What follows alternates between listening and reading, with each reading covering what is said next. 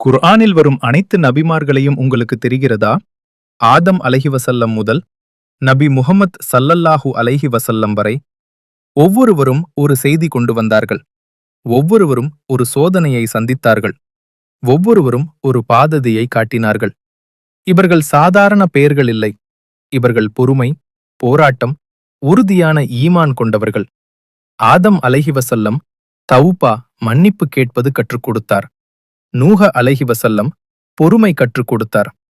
இப்ராஹிம் அலைஹி வஸல்லம் தியாகம் கற்றுக் கொடுத்தார்.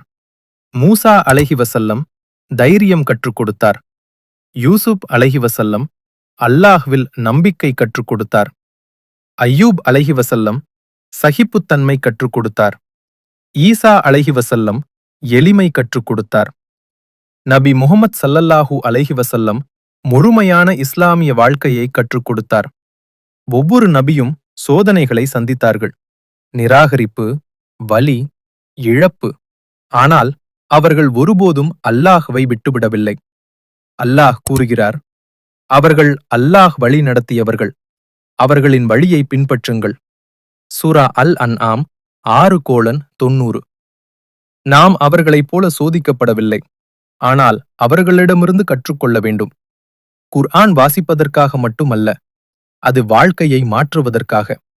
உங்களுக்கு வலிமை வேண்டுமென்றால் நபிமார்களின் வாழ்க்கையை படியுங்கள்.